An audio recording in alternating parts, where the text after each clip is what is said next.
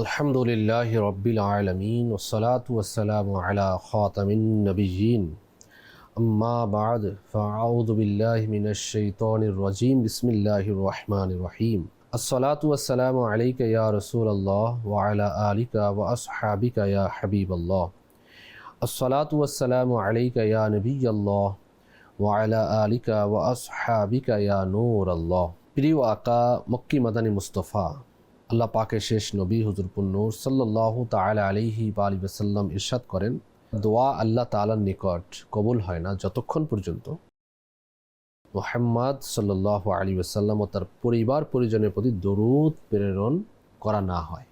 আল্লাহ পাক আমাদেরকে দুরুদে পাক বেশি বেশি পাঠ করা তৌফিক দান করুন। দর্শক শ্রোতা, আজকেরও হজ থেকে শিক্ষা অনুষ্ঠানে আমরা একটি বিষয় নিয়ে আলোচনা করব। ভালো ভালো নিয়ত আমরা করে নিই। নবী পাক সাল্লাল্লাহু আলাইহি ওয়াসাল্লাম ইরশাদ করেন, নিয়াতুল মুমিনি খায়রুম মিন আমালিহি, মুসলমানের নিয়ত আর আমল অপেক্ষা উত্তম। আমরা নিয়ত করি আল্লাহ তার রাসূলের সন্তুষ্টি অর্জন এবং সওয়াব অর্জনের নিয়তে শুরু থেকে শেষ পর্যন্ত অনুষ্ঠান দেখব, এ থেকে শিখব এবং অন্যের নিকট পৌঁছাবো, আমল করব ইনশাআল্লাহুল কারীম। আজকের যে বিষয়টি আমরা নিয়েছি সেটা হচ্ছে হজ থেকে শিক্ষা, দোয়া করা। হাজিরা যখন মক্কাতুল মুকাররমায় যান, মদিনাতুল মুনাওয়ারায় যান, তখন দেখবেন যে হজের মধ্যে তাদের দোয়া করার অংশটা অনেক বেশি থাকে। কেননা হজ শুধুমাত্র একটি ইবাদতই নয়, এটি আত্মশুদ্ধি, ত্যাগ, ধৈর্য, আল্লাহর সন্তুষ্টি, আল্লাহ পাকের সাথে গভীর সম্পর্ক তৈরি করার একটা মাধ্যম। লক্ষ লক্ষ মানুষ একত্রিত হয় সেখানে, আল্লাহ পাকের নিকট কান্নাকাটি করে, দোয়া করে, লাব্বাইক আল্লাহুম্মা লাব্বাইক বলেন। তখন একটি বিষয় আরও স্পষ্ট হয় যে আমরা সবাই আল্লাহ তাআলার দরবারের এক একজন ভিখারি। আল্লাহ তাআলাই একমাত্র দানকারী, আল্লাহ পাকই একমাত্র দাতা, আল্লাহ পাকই আমাদের পালনকর্তা, আল্লাহ পাকই আমাদের রিজিক দাতা, আল্লাহ পাক আমাদের ইজ্জত দাতা। প্রিয় ইসলামী ভাইয়েরা, আমাদের সে দর্শক শ্রোতা, একজন হাজি তিনি পদে পদে এখান থেকে যাওয়ার পর পদে পদেই দোয়া করতে থাকেন।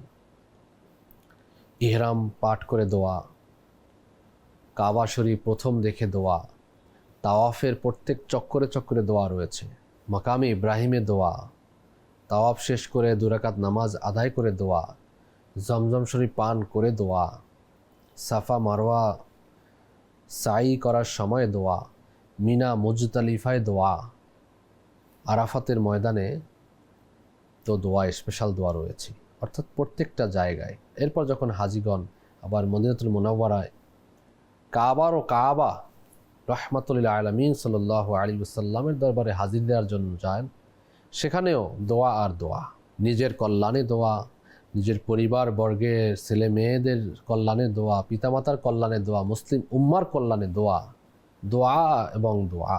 এবং এই দোয়া কিন্তু আল্লাহ পাকই আমাদেরকে শিখিয়েছেন, আল্লাহ পাক আমাদেরকে দোয়ার জন্য বলেছেন, সেজন্যই কিন্তু আমরা এই দোয়া করে থাকি।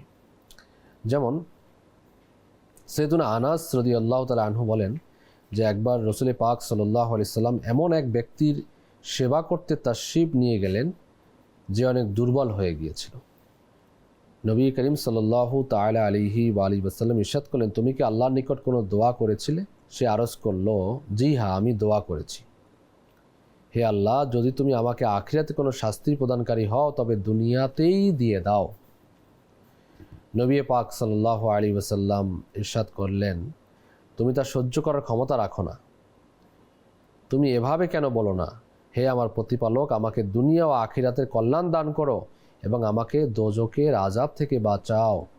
অতঃপর হুজুরপুর নূর সাল্লাল্লাহু আলাইহি ওয়াসাল্লাম তার জন্য দোয়া করলেন, তখন আল্লাহ তাআলা তাকে আরোগ্য দান করলেন।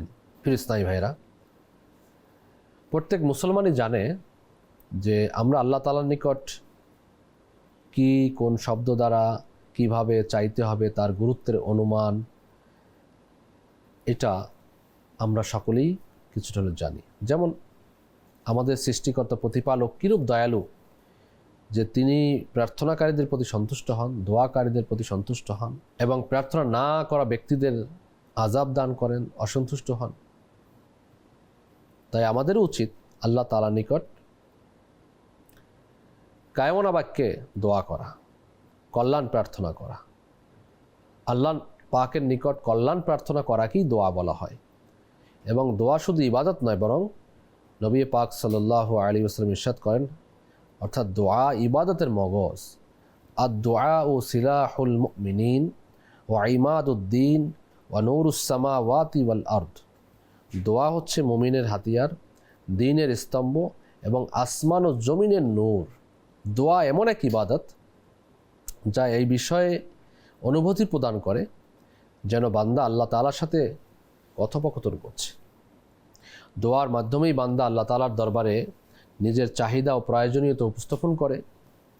দোয়া বান্দাকে তার দয়ালু প্রতিপালক আল্লাহ তাআলার নিকট পৌঁছিয়ে থাকে, তার দরবারে নম্রতা করিয়ে থাকে, তার মহত্বে বাক্য পাঠ করিয়ে থাকে। যাকে দেয়ার তৌফিক দেয়া হয়েছে তাকে অনেক বড় কল্যাণের তৌফিক দেয়া হয়েছে এবং তার জন্য কল্যাণের দরজা খুলে দেয়া হয়েছে। আর যার জন্য দোয়ার দরজা বন্ধ হয়ে গেছে তার জন্য কল্যাণ ও নিরাপত্তার দরজাও বন্ধ হয়ে গেছে। আল্লাহু আকবার। আল্লাহ তাআলা আমাদেরকে আদেশ করেছেন, উদউনি আস্তাজিব লাকুম। 24 পারা সূরা মুমিনুন আয়াত নম্বর 60, কানজুল ঈমান থেকে অনুবাদ। আমার নিকট চাও আমি কবুল করব, অর্থাৎ আমার নিকট দোয়া করো আমি কবুল করব। এই যে আপনার হাজীগণ এটাও আমাদেরকে শিক্ষা দেয় যে তারা যেভাবে দোয়া করেন এই দোয়ার ধারাবাহিকতা রক্ষা করা। কেননা এটা আমাদের জন্য অনেক বড় শিক্ষা যে হাজীগণ যখন আল্লাহ পাকের দরবারে যায়, আর এই দোয়া মুমিনের যে সবচেয়ে বড় অস্ত্র, দোয়া আল্লাহ তাআলার সাথে সরাসরি যোগাযোগ স্থাপনের একটা মাধ্যম। আপনি দেখবেন নামাজ শেষে অনেক দুঃখী বান্দাগণ চক্ষু বুজে চোখের পানি ছেড়ে দিয়ে আল্লাহ পাকের নিকট ফরিয়াদ করছে। দুনিয়ার কোনো রাজা বাদশার নিকট নয়, আল্লাহ পাকের নিকট দোয়া করছে, আল্লাহ আমার এটা দরকার, প্রয়োজনীয়তা তার কাছে বলছে। তো সেজন্য আল্লাহ পাক সূরা বাকারা মধ্যে 186 নং আয়াতের মধ্যে আল্লাহ পাক আমাদেরকে এই দোয়া করার জন্য আমাদেরকে উৎসাহিত করেছেন। যেমন আল্লাহ পাক ইরশাদ করেন, ওয়া ইযা সাআলাকা ইবাদি আন্নী ফাইন্নী করিব। সুবহানাল্লাহি বিহামদি। এখানে আল্লাহ পাক বলেন, আর যখন আমার বান্দারা তোমার কাছে আমার সম্পর্কে জিজ্ঞাসা করে তখন হে নবী আপনি বলে দিন যে আমি তো নিকটেই আছি। আমি আহ্বানকারীর আহ্বানের জবাব দিই যখন সে আমাকে আহ্বান করে। অতঃপর তাদের উচিত আমার আনুগত্য বেছে নেওয়া এবং আমার উপর দৃঢ় বিশ্বাস রাখা যাতে তারা কাঙ্ক্ষিত পথ পেতে পারে। এখানে একটা জিনিস খুবই স্পষ্ট যে আহ্বানকারীর আহ্বানে আল্লাহ পাক জবাব দেন। যখন আমরা ডাকি আল্লাহ পাক এর ডাকের জবাব দেন, নিশ্চয়ই জবাব দেন।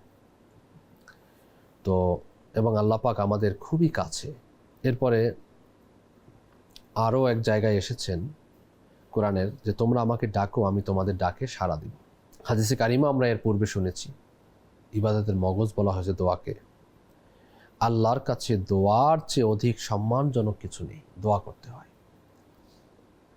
আর হজের সময় বিশেষ করে আরাফার দিন দোয়া সম্পর্কে রাসূল পাক সাল্লাল্লাহু আলাইহি ওয়াসাল্লাম বলেছেন যে সর্বোত্তম দোয়া হলো আরাফার দিনের দোয়া। আরাফার দিনে আল্লাহ পাকের নিকট দোয়া করা খুবই সম্মানের, সর্বোত্তম এবং এটা অত্যন্ত গ্রহণযোগ্য দোয়া এবং আল্লাহ পাক সেই দোয়া কবুল করে থাকেন।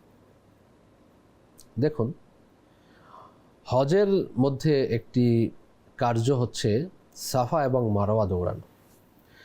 হযরত হাজেরা রাদিয়াল্লাহু তাআলা আনহা এর ঘটনা আমরা অনেকেই জানি যে তিনি একা সেই সন্তান নিয়ে আল্লাহ পাকের হুকুমে ইব্রাহিম আলাইহিস সালাম তার পুত্র ইসমাইল আলাইহিস সালামকে সেখানে রেখে গিয়েছিলেন এবং তিনি পানি খুঁজছিলেন সন্তানের জন্য।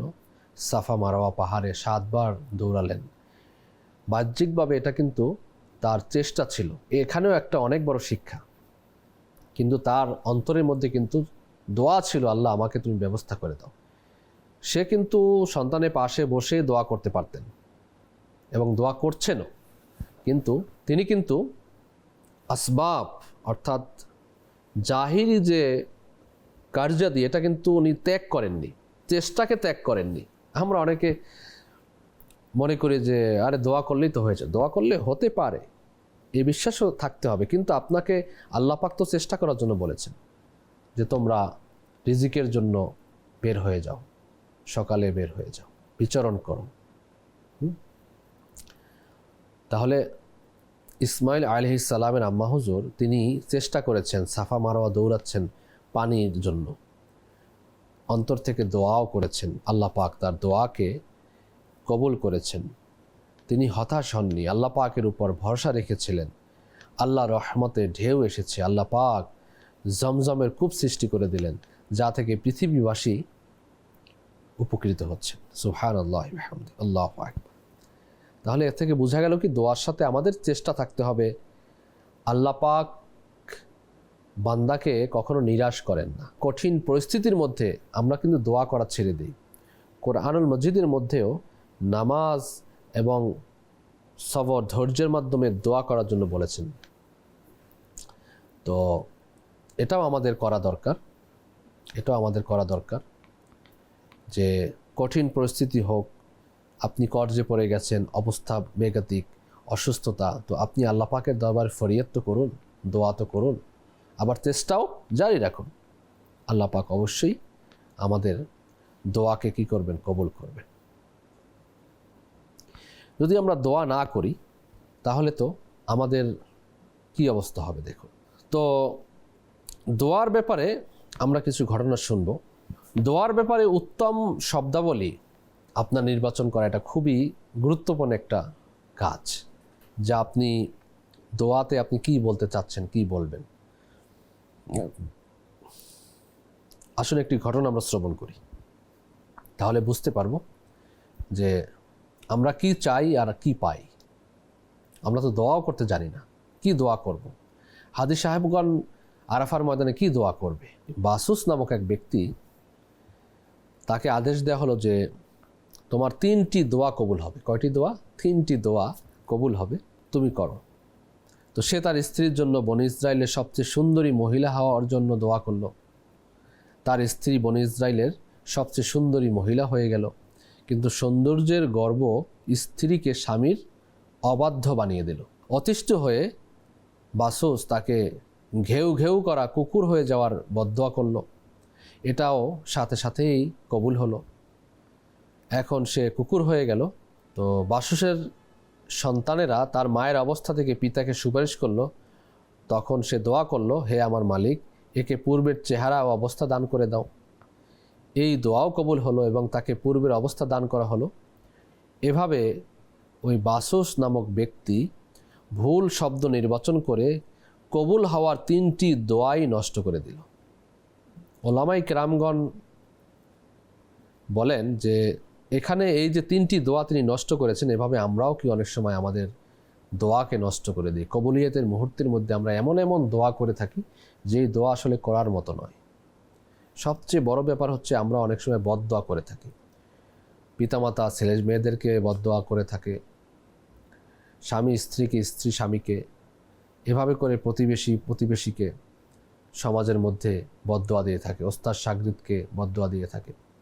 এভাবে অনেক সময় বদদোয়া, এটা আন্ডারস্টুড কষ্টের মাধ্যমে কষ্টের প্রতিফলন হয়। কিন্তু বুজুর্গানে কেরাম বলেন যে বদদোয়া দেয়া ঠিক নয়। পিতামাতা বিশেষ করে সন্তানের জন্য তো বদদোয়া করাই যাবে না। আপনি বদদোয়া করেছেন, আপনিই কষ্ট করবেন। এক আল্লাহর ওলির ঘটনা, তিনি তার জীবনে একটা বাস্তব ঘটনা বললেন যে আমি একবার ছোটবেলায় ঘরের চালের সাথে একটি পাখি এসে আটকে গেল। পাখিটি ধরলাম, পাখির পায়ে আমি একটি সুতা লাগিয়ে টানতে লাগলাম, পাখিটি যেন আমার কাছে চলে আসে। পাখিটি তো আসলোই না, পাখিটির পাটা ছিঁড়ে আমার কাছে চলে আসলো। আমার মা দেখলো, মা দেখে তার মনে কষ্ট লাগলো, সাথে সাথে তার মুখ থেকে বের হলো, আল্লাহ যেন তোমার সাথে এমন করে। তো আমি বড় হলাম, বড় হতে হতে হতে হতে আমি সফরে কোথাও যাচ্ছিলাম, আমি অ্যাক্সিডেন্ট করলাম, অ্যাক্সিডেন্টে আমার পা কাটা গেল। তা আমি বুঝতে পারলাম যে আমার মায়ের ওই দোয়া কবুল হয়েছে। এটা আল্লাহর ওলিদের উপলব্ধি, যারা উপলব্ধি করতে পারে তারা উপলব্ধি করে, অন্যথায় তো এগুলো তো উপলব্ধি তো আমাদের আসে না, যে আমার বিপদ কেন আসলো, আমার থেকে কি অন্যায় হয়ে গেল। অনেকেই মনে করে আমি কি অন্যায় করি এমন আমার এত বিপদ আল্লাহ দেয়, আমি তো জানা সত্ত্বে কোনো অন্যায় করি না। দেখবেন সে ফজরের নামাজই পড়ে না, তার নামাজের নিশ্চয়তা নেই, হালাল হারামের তার মধ্যে কোনো নেই, তারপরও সে কোনো অন্যায় করে না, মুখে বলে ফেলে আমি কি অন্যায় করলাম। একটু আগে গীবত করে আসছে, আমি কি অন্যায় করলাম, আমার উপর এত বিপদ। তো আমরা আসলে এগুলো নিজেদের উপর এগুলো নেই না, যে অন্যায়কে আমরা অন্যায় মনে করি না। এখন তো একটা সমস্যা হয়ে গেছে সমাজের মধ্যে, অন্যায়কে অন্যায় মনে করা হয় না। কি হয়েছে বাস একটু উড়িয়ে দেয়, মিথ্যা এটাও কি অন্যায়, গীবত এটাও কি অন্যায়। গীবত করে বলে আমি তো সত্যই বলছি, ভাই সত্য কথা বলাই তো গীবত। আপনি কারো অন্যায়কে তার পিছনে সমালোচনার নিয়তে সত্য কথাই বলেছেন, সেটাই তো তার গীবত হয়েছে। তো এটাও এক ধরনের আল্লাহ পাকের সাথে তামাশা করার শামিল। সেজন্য দোয়া করার ব্যাপারে আমরা অবশ্যই সতর্ক থাকব, যে কোন দোয়া আল্লাহ পাক কবুল করবেন, কোন দোয়া কখন কবুল করবেন এর নিশ্চয়তা আমরা দিতে পারি না। তো উলামায়ে কেরাম দোয়ার কিছু আদব বর্ণনা করেছেন, যেমন পবিত্র হওয়া, কিবলামুখী হওয়া, পরিপূর্ণ মনোযোগ সহকারে দোয়া করা, দোয়ার শুরু ও শেষে নবী পাক সাল্লাল্লাহু আলাইহি সাল্লামের প্রতি দুরূদ শরীফ পাঠ করা, হাতকে আসমানের দিকে উঠানো, নিজের দোয়ায় মুসলমানদের অন্তর্ভুক্ত করা, দোয়া কবুলের মুহূর্তগুলো যেমন জুমার দিন, খুতবার সময়, বৃষ্টির বর্ষণের সময়, ইফতারের সময়, রাতের তৃতীয় প্রহর, সুবহে সাদিকের আগে দোয়া করা, খতমে কোরআনের মজলিস ইত্যাদির প্রতি এই সজাগ থেকে মানে দোয়া করা। এই সময়গুলো আপনার দোয়া করার, জুমার দিন বিশেষ করে মাগরিবের পূর্ব মুহূর্ত, আসরের পরে দোয়া কবুল হয়। এগুলো স্মরণে রেখে যখন আপনি দোয়া করবেন, আল্লাহ পাক চাহে তো এই দোয়াগুলো আপনার কাজে আসবে। আবার দোয়ার সময় আমরা অনেক সময় আমরা এর আদব খেয়াল রাখি না। যেমন দোয়ার সময় আমাদের হাতের অবস্থা কী, অনেকে এমনি করি, অনেকে এমনি করি, অনেকে এমনি করি, অনেকে এমনি করি, কিভাবে অনেকে অনেক প্রকারে দোয়া করি, আবার অনেকে হাত নিচে নামাই রাখি। তো দোয়া করার একটা পদ্ধতি রয়েছে, হাতেরও একটা পদ্ধতি রয়েছে। যেমন হজরত সৈয়দনা আল্লামা ইসমাইল হক্কি রহমতুল্লাহ আলাই বলেন, উত্তম হলো দোয়ায় উভয় হাতকে প্রসারিত করা এবং মাঝখানে, এই যে মাঝখানে মিলিয়ে না রাখা, একটু দূরত্ব রাখা, যদিও বা সামান্য হোক। হাতের উপরে হাত রাখবেন না, এভাবে রাখা ঠিক না, হাতের উপরে হাত রাখা ঠিক না। আমিনুল সুন্নাত আল্লামা ইলিয়াস কাদরি দামাত বারাকাতুহু আলিয়া তিনি দোয়া শুরু করার পূর্বে হাত উঠানোর আদব এভাবে বর্ণনা করেন যে দোয়ার আদব সমূহের মধ্যে রয়েছে, যখনই দোয়া করবেন তখন দৃষ্টিকে নত রাখবেন, অন্যথায় দৃষ্টি দুর্বল হয়ে যাওয়ার সম্ভাবনা রয়েছে।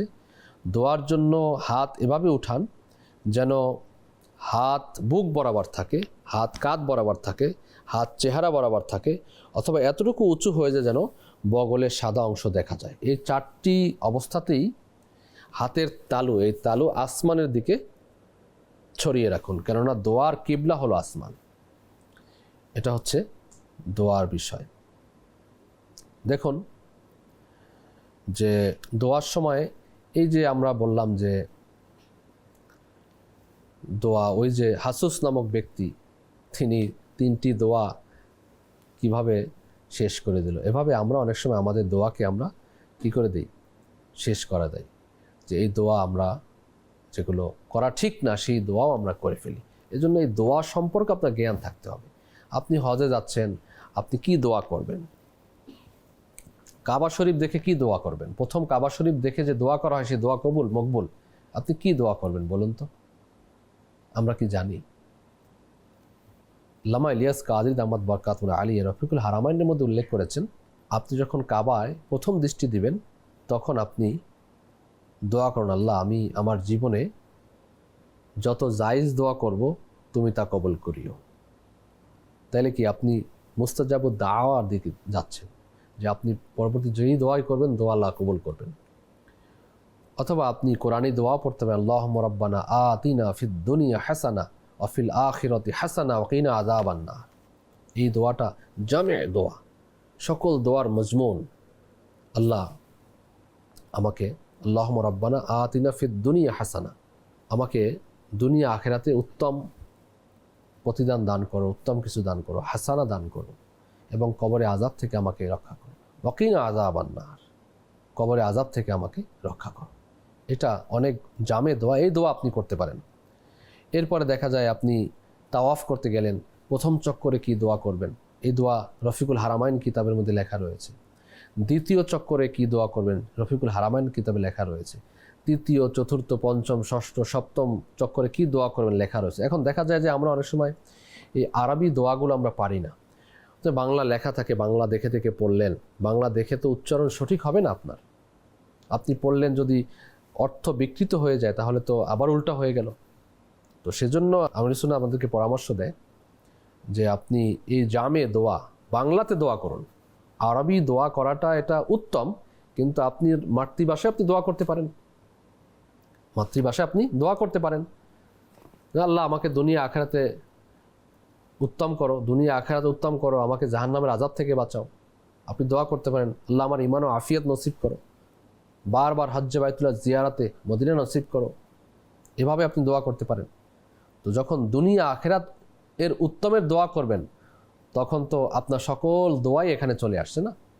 তারপরে এক্সট্রা যদি আপনি আপনার কর্জ থাকলে কর্জ পরিশোধের দোয়া করুন, আপনার পিতামাতার মাগফিরাতের জন্য দোয়া করুন, মুসলিম উম্মা মুসলমান যারা মুসলমান নর নারী যারা ইন্তেকাল করেছেন তাদের মাগফিরাতের জন্য দোয়া করুন, আপনার বংশধর থেকে যারা কবরস্থ হয়েছে তাদের জন্য দোয়া করুন, আপনার ছেলে মেয়েদেরকে আপনি তাদের জন্য দোয়া করুন। কত সুন্দর আল্লাহ পাক শিখিয়েছেন, আল্লাহুম্মা রাব্বানা হাব লানা মিন আজওয়াজিনা ওয়া যুররিয়াতিনা কুররাতা আয়ুনি ওয়াজআলনা লিল মুত্তাকিনা ইমামা।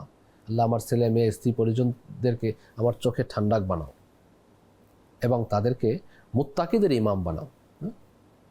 তো এই দোয়া করতে পারেন, কারণ ছেলে মেয়েদেরকে আপনি ডাক্তার, ইঞ্জিনিয়ার ইত্যাদিতে বানাবেন, বানান কোনো আপত্তি নেই, কিন্তু নৈতিক শিক্ষা, ইসলামী শিক্ষা তো দিতে হবে। তারা যেন আমাদের জন্য, মুসলিম উম্মার জন্য সদকা জারিয়া হয়, এই দোয়া করুন। আল্লাহ তাদেরকে নেককার বানাও, আমাদের জন্য সদকা জারিয়া বানাও। কত ছেলে মেয়ে দুনিয়াতে বসে গুনাহ করছে, পিতামাতা ইন্তেকাল করেছেন, পিতা ছেলে মেয়েদের গুনাহের এক অংশ কবরে যাবে, আবার নেকির এক অংশ কবরে যাবে। তো আপনি ছেলে মেয়েদেরকে সদকা জারিয়া বলা হয়েছে না, নেক সন্তান। যদি নেক সন্তান রেখে যেতে পারেন তাহলে তাদের জন্য তো আপনার মাগফিরাত হবে। হাদিসের মধ্যে আসছে আল্লাহ রসুল সাল্লাল্লাহু আলাইহি ওয়াসাল্লাম বলেন, আমার উম্মত গুনাহ নিয়ে কবরে যাবে এবং গুনাহবিহীন অবস্থায় উঠবে। এর মানে হচ্ছে তার জন্য দোয়া করবে, সে তার নেককার সন্তান রেখে যাবে, তার আত্মীয় সন্তান পরিজন দোয়া করবেন, তার জন্য সাদাকা করবেন, তার গুনাহ মাফ হবে। সুবহানাল্লাহ বিহামদিহি। তো আখিরাত মুখী যখন আপনি দোয়া করবেন, আখিরাত মুখী যখন আপনার চিন্তা থাকবে, তখন দেখা যাবে যে আপনার জন্য অনেক বড় আসানি হবে এবং আপনি এই দোয়াগুলো আপনার জন্য দুনিয়া আখিরাতের উত্তম কিছু হবে, এটা সওয়াব হবে। বিশেষ করে অনেকে বলে আমার দোয়া কবুল হয় না, তো কিতাবে বর্ণিত রয়েছে কাল কিয়ামতের দিন অনেকগুলো সওয়াব দেখতে পাবে। তখন ওই ব্যক্তি জিজ্ঞেস করবে, আমি এত সওয়াব কোত্থেকে পেলাম? তখন বলা হবে, তুমি যে দুনিয়াতে দোয়া করতে, বারবার দোয়া করতে, সময়ে সময়ে দোয়া করতে, হজের প্রত্যেকটি পদক্ষেপে দোয়া করেছে, হজ থেকে এসে দোয়া এবং এ থেকে শিক্ষা নিয়ে দোয়া। সুবহানাল্লাহ, এই দোয়াগুলো যেগুলো তুমি মনেছো কবুল হয়নি, সেই কবুল না হওয়া দোয়াগুলোর সওয়াব হচ্ছে এগুলো। তখন ওই বান্দা আফসোস করবে, আল্লাহ দুনিয়াতে আমার কোনো দোয়াই কবুল না হতো। সুবহানাল্লাহ বিহামদি, সুবহানাল্লাহিল আযীম, আল্লাহু আকবার কবীরা, সুবহানাল্লাহ। তাহলে বোঝা গেল আল্লাহ মহান, আল্লাহ মহান, আল্লাহ মহান। আপনি নিজের নিরাপত্তার জন্য দোয়া, আল্লাহ আমাকে ঈমান ও আফিয়ত নসিব করো, এটা একটা খুব সুন্দর দোয়া। আল্লাহ আমাকে ঈমানের সাথে মৃত্যু দাও।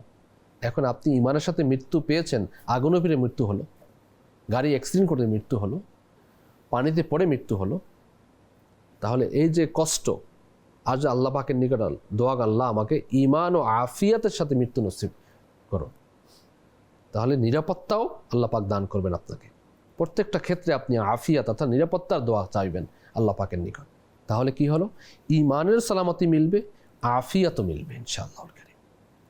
এভাবে দোয়া সম্পর্কে অনেক বিষয় রয়েছে যেগুলো আমাদের জানা খুব জরুরি। সংক্ষিপ্ত সময়ের জন্য আমাদের এটা অনেক সময় দেখা যায় বয়ান করাও সম্ভব না। মাদানী চ্যানেল বাংলার একটি অনুষ্ঠান রয়েছে মুমিনের হাতিয়ার। মুমিনের হাতিয়ার সম্ভবত এরকমেরই একটি অনুষ্ঠানের নাম। আপনারা আমাদের যে Madani channel Bangla YouTube official channel, সেখানে সার্চ করলে পাবেন। এটি যদি আপনারা দেখেন তাহলে দোয়া সম্পর্কে বিশদ আপনাদের জ্ঞান অর্জন হবে। কখন দোয়া করা যাবে, কখন করা যাবে না, কি দোয়া করা যাবে, কি দোয়া করা যাবে না, এগুলো ইনশাল্লাহ আপনারা জানতে পারবেন। আজকের একটি ঘটনা আপনাদেরকে শোনাবো, খুবই চমৎকার একটি ঘটনা। আল বাহারুর আমিক নামক কিতাব, প্রথম খণ্ড 300 নম্বর পৃষ্ঠার মধ্যে উল্লেখ রয়েছে। হযরত সৈয়দনা মুখাওয়াল রহমতুল্লাহ আলাই তিনি বলেন যে সৈয়দনা বুহাইম ইজলি রহমতুল্লাহ আলাই আমাকে বললেন যে আমার হজে যাবার ইচ্ছা রয়েছে, কাউকে আমার সফর সঙ্গী বানিয়ে দিন। অতএব আমি আমার এক প্রতিবেশীকে তার সাথে সফরে যাবার জন্য উদ্বুদ্ধ করলাম। পরের দিন আমার সেই প্রতিবেশীটি আমার কাছে এলো এবং বলল, আমি সৈয়দনা বুহাইমের সাথে যেতে পারবো না। আমি আশ্চর্য হয়ে বললাম, আল্লাহর কসম আমি পুরো কুফায় তার না একজন চরিত্রবান লোক দেখিনি। কী কারণে তুমি তার সাথে সফরে যাওয়ার সৌভাগ্য থেকে বঞ্চিত হতে চাও? তো সে বলল, আমি শুনেছি যে তিনি কিনা অধিকাংশ সময় কান্না করতে থাকেন, তাই তার সাথে সফর করার আমার জন্য শোভনীয় হবে না। আমি তাকে বুঝালাম যে তিনি অনেক মহান এক বুজুর্গ, তার সাথে সফরে গেলে ইনশাআল্লাহ তুমি অনেক উপকৃত হবে। তো সেবার রাজি হলো। সফরের জন্য উটের উপর যখন মালামাল উঠানো হচ্ছিল, তখন সৈয়দনা বুহাইম ইজলি রহমতুল্লাহ আলাই একটি দেওয়ালের পাশে বসে কান্না শুরু করে দিলেন। তার দাড়ি মোবারক এবং বুক চোখের পানিতে ভিজে গেল, আর টপ টপ করে অশ্রুর ফোঁটা মাটিতে পড়তে লাগলো। আমার সেই প্রতিবেশীটি ভীত হয়ে আমাকে বলল, এখন তো সফরের শুরু মাত্র এবং তার এই অবস্থা, আল্লাহ তাআলাই জানেন সামনে কি ঘটবে। আমি তাকে ইনফরাদি কোশিশ করে ব্যক্তিগত প্রচেষ্টা করে বললাম যে ভয় পেও না, সফরের বিষয় হতে পারে তিনি পরিবার পরিজন সন্তান সন্ততির বিরহে কান্না করছে, কিছুক্ষণ পর ঠিক হয়ে যাবে। সৈয়দনা বুহাইম ইজলি রহমতুল্লাহ আলাইহি এই কথাটি শুনলেন আর বললেন, আল্লাহর কসম এমন কিছুই নয়, এই সফরের কারণে আমার আখিরাতের সফরের কথা স্মরণ এসে গেছে। এ কথা বলে তিনি আরও জোরে চিৎকার করে কাঁদতে লাগলেন। প্রতিবেশীটি দুশ্চিন্তাগ্রস্ত হয়ে আমাকে বলল, আমি তার সাথে কিভাবে থাকতে পারি? হ্যাঁ, তার সফর হযরত সৈয়দনা দাউদ তাই এবং সৈয়দনা সালাম আবুল আহওয়াস রহমতুল্লাহ আলাইহিম এর সাথেই হওয়া উচিত, কেননা তারা দুজনই খুব কান্না করেন। তাদের সাথে তার সফর মিলবে ভালো, 3 জন মিলে খুব কাঁদতে পারবেন। আমি আবারও প্রতিবেশীটিকে সাহস জোগালাম আর অবশেষে সে তার সাথে মদিনার সফরে রওনা হয়ে গেল। হযরত সৈয়দনা মুখাওয়াল রহমতুল্লাহ আলাই বললেন, যখন হজ থেকে তারা ফিরে আসেন, আমি তখন আমার প্রতিবেশী হাজিটির নিকট গেলাম। তখন সে আমাকে বলল, আল্লাহ তাআলা আপনাকে উত্তম প্রতিদান দান করুন। তার মতো একটি মানুষ আমি কোথাও দেখিনি, অথচ আমি ছিলাম সচ্ছল। তা সত্ত্বেও তিনি গরিব হয়েও আমার জন্য প্রচুর টাকা খরচ করেছেন। বৃদ্ধ হওয়া সত্ত্বেও রোজা রাখতেন, আর আমার মতো রোজা না রাখা যুবকের জন্য খাবার তৈরি করতেন, আর তিনি আমার অনেক সেবা করেছেন। আমি বললাম, আপনি তো তার কান্নার কারণে চিন্তাগ্রস্ত ছিলেন, এখন কি মনে হয়? বলল, প্রথম দিকে আমি সহ কাফেলার অন্যান্য লোকেরাও তার কান্নার আধিক্যের কারণে ভয় পেয়ে যেতাম, কিন্তু ধীরে ধীরে তার সাথে থাকতে থাকতে আমাদের মাঝেও কান্নার ভাব চলে আসতে থাকে এবং তার সাথে সাথে আমরাও কাঁদতাম। হযরত সৈয়দনা মুখাওয়াল রহমতুল্লাহ আলাইহি বলেন, এরপর আমি সৈয়দনা বুহাইম ইজলি রহমতুল্লাহ আলাইহি এর খিদমতে উপস্থিত হলাম আর আমার সেই প্রতিবেশীর ব্যাপারে জিজ্ঞাসা করলে তিনি বলেন, অত্যন্ত ভালো সফর সঙ্গী ছিলেন তিনি। তিনি অধিকারে আল্লাহ তাআলার জিকির আর কোরআন শরীফের তেলাওয়াত করতেন। তার চোখের পানি অতি অল্প সময়ই গড়িয়ে পড়ত। আল্লাহ তাআলা তোমাকে উত্তম প্রতিদান দান করুন। প্রিয় ইসলামী ভাইয়েরা, মানুষের চোখের কান্না স্বাভাবিকই তখনই আসে যখন অসহায়ত্ব প্রকাশ পায়, আর অসহায়ত্ব প্রকাশ পেলেই আল্লাহ পাকের নিকট কান্নারত অবস্থায় দোয়া করে থাকেন, এটাও কিন্তু দেখা যায়। তো সেজন্য আমাদের উচিত যে আল্লাহ পাকের নিকট দোয়া করা, আল্লাহ পাকের নিকট বেশি বেশি দোয়া করা। হজ থেকে এটাও আমাদের জন্য শিক্ষা। আজকের অনুষ্ঠানের পয়গাম এটাই যে আমাদের বাস্তব জীবনে এই দোয়া করা, এটা বাস্তব জীবনে রূপ নিতে হবে। নিয়মিত দোয়া করা উচিত, শুধু বিপদে নয়, সুখের সময় আল্লাহকে স্মরণ করতে হবে।